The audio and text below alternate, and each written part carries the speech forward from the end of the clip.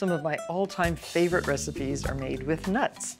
I love them all, from pecans and walnuts to peanuts and almonds. There's something about the texture and flavor they bring to a recipe that's simply extraordinary. Today I'm going to use 4 different nuts to create 4 different desserts that you'll certainly want to try. First is our Linzer Torte, a beautiful, beautiful raspberry-filled cookie dough baked in the shape of a tart, and peanut butter sandwich cookies that have the added surprise of oatmeal. The André Cake, which is one of my favorite French birthday cakes. Beautiful, fresh walnut flour incorporated in a light, eggy batter. And this spectacular rectangular pecan tart using the finest pecans with a beautiful filling. Today, all of this on Martha Bakes.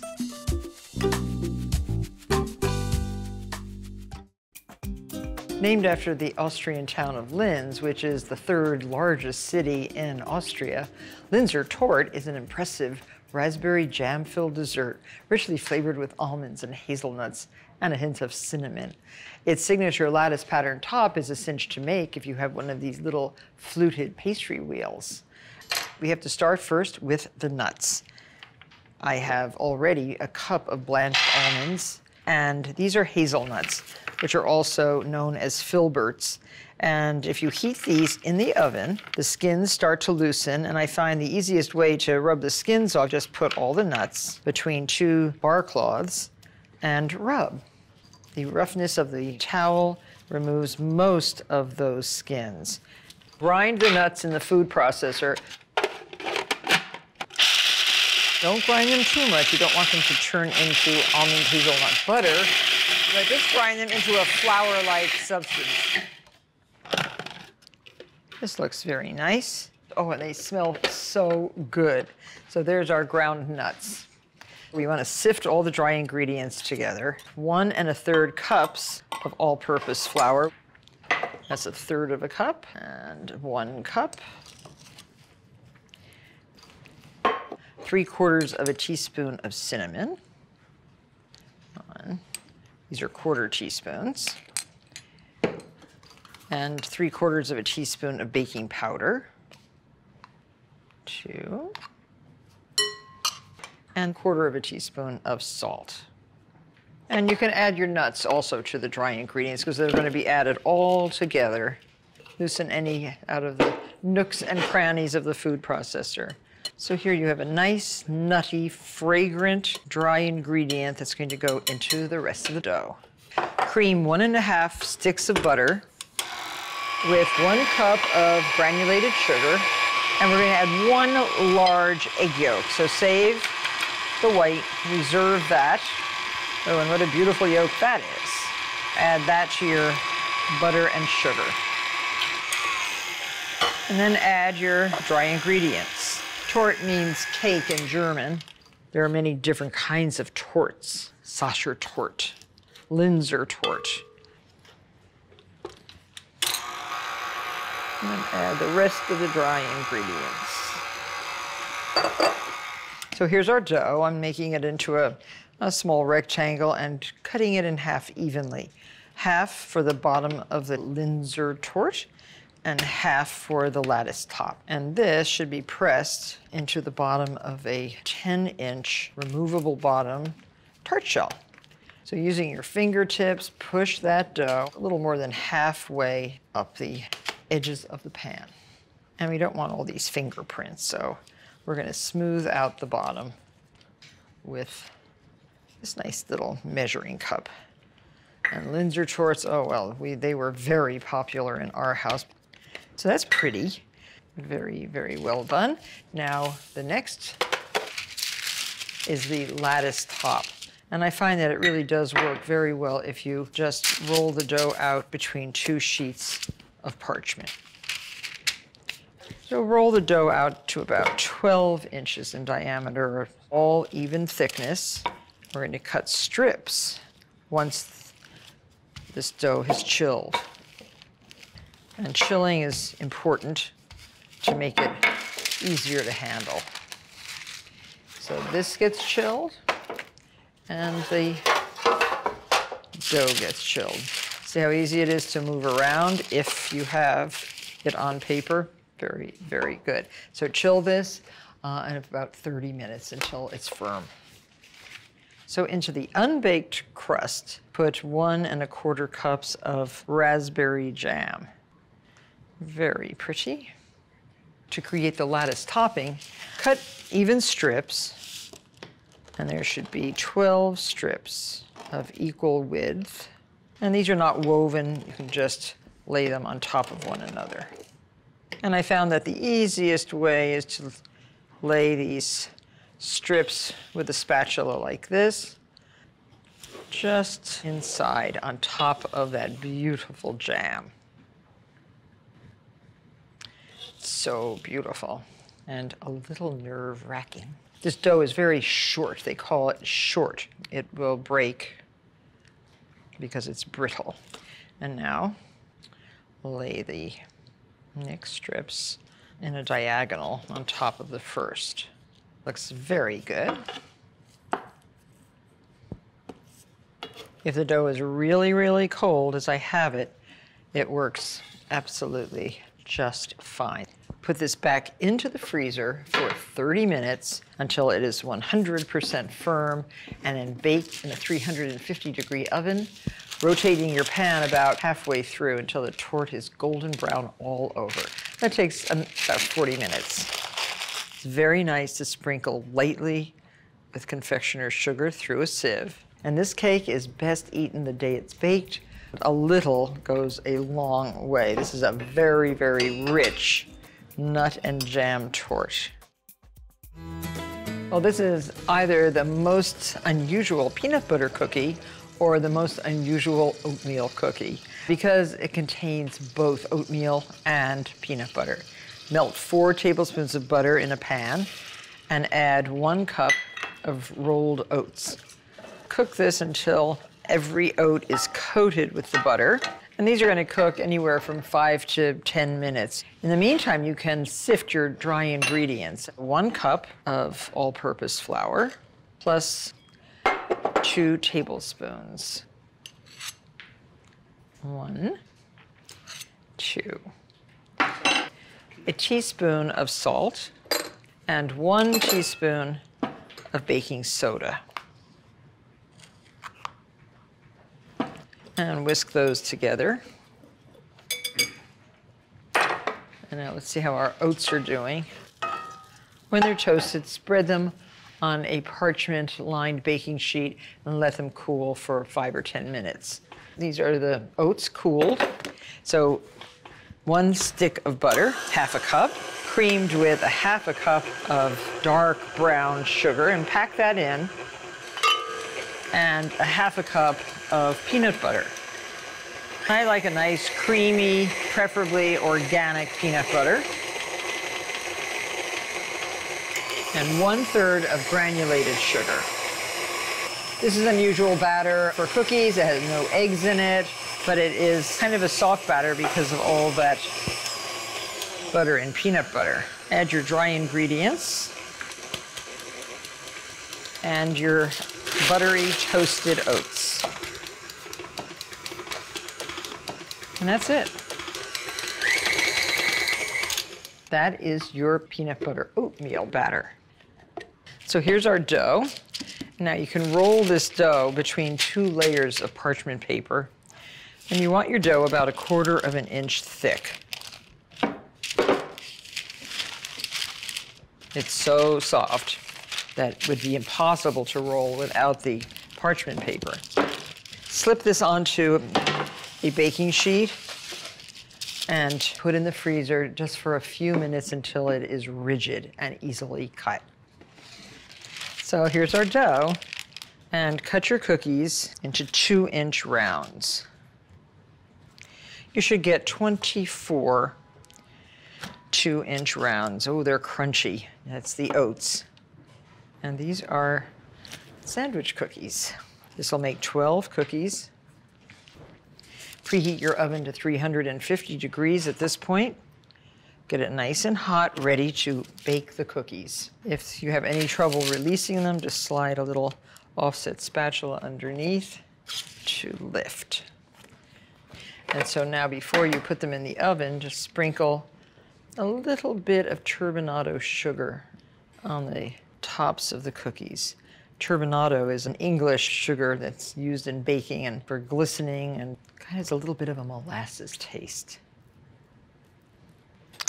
Right into a 350-degree oven until golden. And you can rotate the sheet halfway through baking after about 10 minutes. The filling for the peanut butter cookies is very simple. It's basically 4 tablespoons of butter, 3/4 of a cup of smooth, creamy peanut butter, 1/4 of a cup of confectioner's sugar, and just a half a teaspoon of salt. Mix that all together and have a pastry bag ready, fitted with a 1/2-inch round tip. This makes filling so easy. And this can go right into your pastry bag. Now, to fill a pastry bag, always fold over the top into a cuff so that the bag itself fills right here and the top doesn't get all sticky with this stuff. And you have plenty of filling for 12 sandwich cookies, top and bottom. So there. So you really want to just put the filling on the underside of the cookie, which is the middle, and leave a little space around the edge, just a little. The ultimate, and I mean ultimate, peanut butter oatmeal cookie. And squeeze out every last drop of this amazing filling. There. Very nice. Now top with sugary wafer. These look rustic. They are delicious. There you have amazing, amazing peanut butter sandwich cookies. Don't even bother putting them in the cookie jar. They won't stay there more than a few minutes. The San André cake is coated with a beautiful nappage of apricot and cognac. It's a glaze that's very delicious for walnuts. To start the cake, you need ground nuts, and this is 1 cup of beautiful walnut nut meats, and grind those very, very fine with 3 tablespoons of granulated sugar, which I like to add right through the feed too. And the blade must be sharp. Be careful about that. People forget that those blades do get to be a little dull. So transfer the nuts into a bowl and then sprinkle on top 1/3 of a cup of all-purpose flour. This is really making a nut flour. And stir that in. So you have sort of a light, very walnutty flour. I would always make this cake for my husband. His name was Andrew, so San André, very appropriate. The cake pan is buttered, floured, lined with parchment on the bottom, buttered, floured again. So you have a very, very good base for your cake. And this is an 8-inch cake pan. Now, with a wooden spoon, beat 4 tablespoons of butter. This should be at room temperature. Notice how very smooth it is and very soft. And just set that aside. Now, in the bowl of an electric mixer, fitted with a wire whisk, beat 3 large eggs. Beat your eggs with a 1/2 cup of granulated sugar. I like to add the sugar slowly as the eggs break up and start to get a little fluffy. And add 2 tablespoons of kirsch. Kirsch is a cherry-flavored, strong liqueur that goes very well with walnuts. And the name comes from Kirschwasser, which is, in German, cherry water. Potent cherry water. This has to beat until it's doubled in volume. That takes about 6 to 7 minutes, so have patience. And now, sort of a complicated folding in process. 1 tablespoon of this goes into the softened butter. Just put that right into the butter. And so just fold the batter into the butter, lightening the butter. And then into the batter, we're going to sprinkle some of the nuts right on the top. Fold those in. So from very few ingredients, you get quite a lot of batter, enough to bake in this 8-inch cake pan. You don't want to see any lumps of nuts or any dry pockets, of course. And then put the butter into the batter. And all of it, because it's not very much butter, and fold that in. And pour the whole thing right into your cake pan. Make sure your oven has been preheated to 350 degrees. And you'll bake the cake until it pulls away from the sides of the pan, and that takes about 30 minutes. So this is a quick cake. So now the apricot glaze for the top of our beautiful, beautiful Gâteau Saint-André. A cup of apricot jam and 1 tablespoon of cognac. And let that heat up until the apricot jam really kind of liquefies. This is called a nappage. Again, once this becomes liquid, you then put it through a very, very fine strainer, and you get a fine apricot glaze like this. Has to cool to put on the cake. And pour your nappage right onto the surface and spread it. Make sure you coat all surfaces of the cake. And I like to do the sides too. Spread it around like that. And let it solidify. It has pectin in it, so it does get a little bit thicker. And then it's ready for serving. A very pretty, very simple, very elegant cake. Served with a big dollop of whipped cream for every wedge, this cake will certainly be enjoyed by every single one of your dinner guests. Enjoy. Nut pies and tarts can often be too sweet, so to offset that sweetness, I experimented. And I found that adding a little grated lemon zest to the filling nicely balances out the flavor of the sweet pecans. So roll a half of a pâte brisée recipe into a 10 by 13-inch rectangle. And I always keep a ruler in my kitchen drawer just so that I can see that I'm pretty accurate. So far this is 11.5 by 8.5, a little further to go. And keep turning your pastry. If it turns and lifts easily, it is a well-made pâte brisée. If it's sticky, if it's tearing, it just makes it more difficult. So to get this into there, what do? Roll it up on your pin carefully, don't press down, you just want it very loose. And you just lay it right over the pan.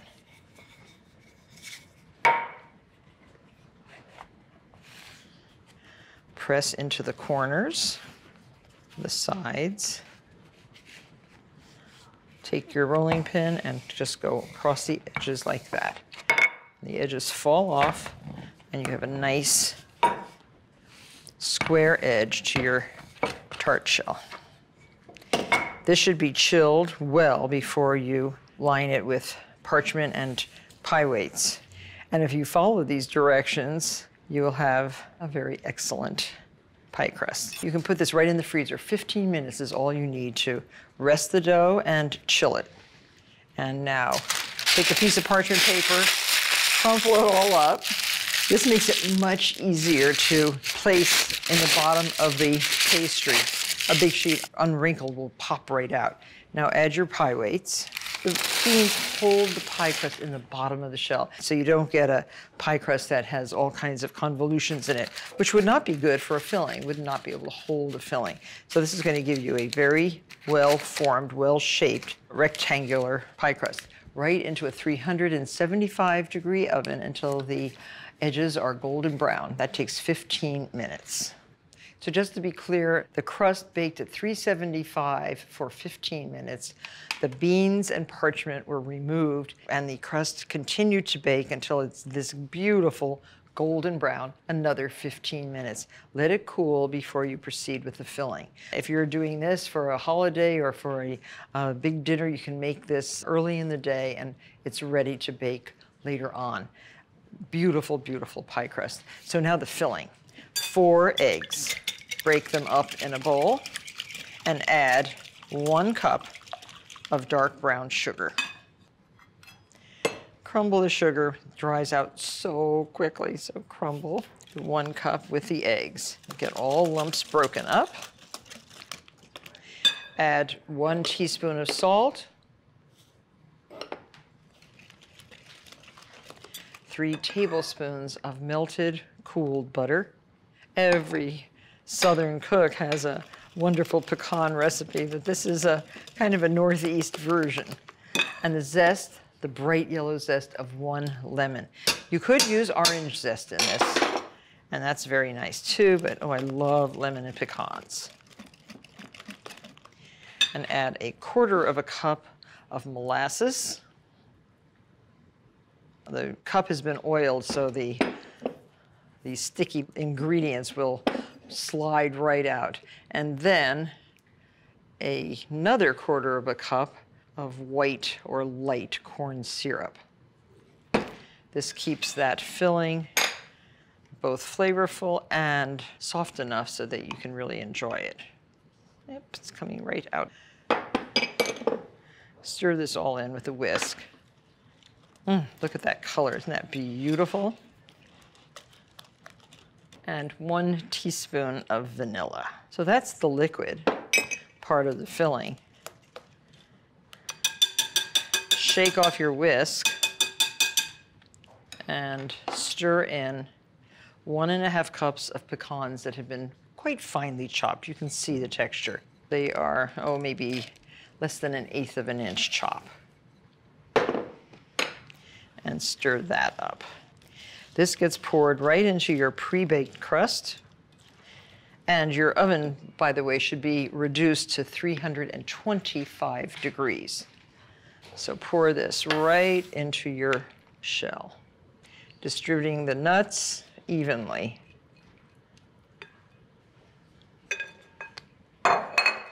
And now place your pecans in a diagonal design right on top of this delectable, sugary, lemony filling. And take your time because this takes a lot of time, but it really is worth it. Now these are the jumbo, unbroken pecan halves, and you do not want to use broken ones for this particular job. So just finish this off. And what's nice is that they just seem to fit exactly right. There. So this goes into the 325-degree oven. Bake until the pastry is a little bit more browned and the filling is set. That's going to take 45 minutes. Then cool and serve with freshly whipped cream. So the pecan tart has cooled and it is beautiful. It looks crunchy and delicious. And you see it's quite sticky, so I'm leaving the bottom pan underneath. But it will cut nicely into squares. And on a buffet table, it is the perfect pecan tart for any occasion. Thank you all very, very much for watching, and I hope to see you for the next episode of Martha Bakes. In a food processor, combine 7 ounces of toasted blanched hazelnuts and 1/4 teaspoon coarse salt. Process until it's the texture of peanut butter. Add 1/2 cup confectioner's sugar and 2½ ounces melted semi-sweet chocolate. Pulse until well combined. Transfer to a bowl. Serve spread between 2 cookies.